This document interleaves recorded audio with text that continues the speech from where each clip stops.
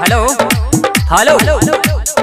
हाँ, हमारे जितने भी दोस्त महिम हित बोन और कुटुंब गौवा समाज अड़ोसी पड़ोसी और घरवाली तरफ से जिन जिन को कार्ड मिला है कृपया बाराती जाने के लिए तैयार हो जाए क्योंकि बारात निकलने वाली है। ये भैया के बियाह है राती में सब मिली जुली चला बाराती में।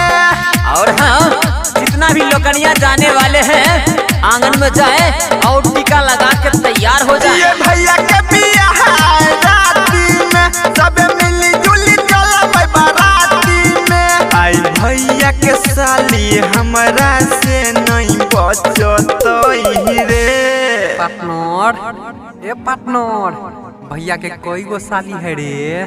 पार्टनर 3-4 गो साली है आ सब के सब टॉप माल है आ छठकी साली बाप रे खतरा माल है।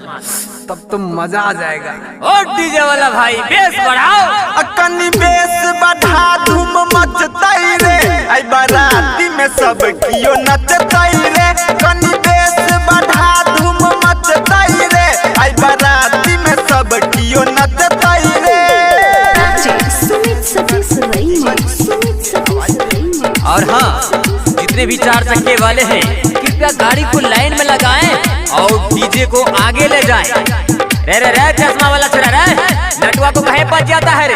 अरे वो भी लौंडा ही है। खूबे फोड़बई बम पटाखा रे। हिल जेतई पूरा इलाका रे बैग वाला छोरा, भटक्का साइड में जाकर फोड़ना, उधर अगल बगल में खर वाला घर है। खूबे फोड़बई बम पटाखा रे। हिल जेतई पूरा इलाका रे।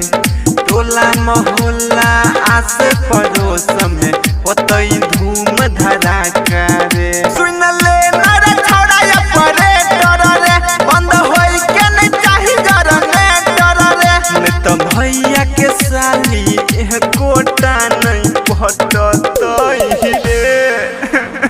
पार्टनर कथीला रोता है रे? नहीं बुझा, वो तो जो डीजे बंद हो जाएगा नो तो इज्जत का कचरा कचरा हो जाएगा। पार्टनर टेंशन काहे लेता है? ये जो ऑपरेटर बैठल है बहुत तगड़ा है, उसका रहते हुए डीजे बंदे नहीं होता है। तुम टेंशन मत लो, चुप हो जाओ बाबू, चुप हो जा। ए डीजे वाला भैया, इसी बात पर धमका दीजिए तो अपना स्टाइल में। कनी बेस बढ़ा धूम मचतई रे। आई बाराती में सब कियो नचतई रे। कनी बेस बढ़ा धूम मचतई रे। आई बाराती में सब कियो नचतई रे।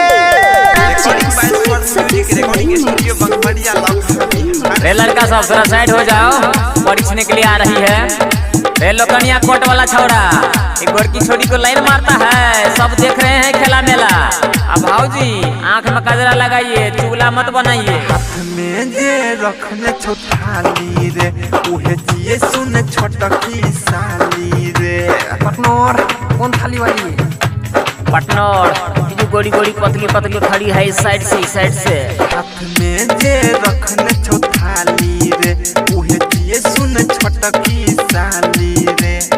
बुझे न दिहे ना मरे अपने त चुनी चुनी पढ़तौ गाली रे। गायक जीव छक्के बजबी है गाना रे।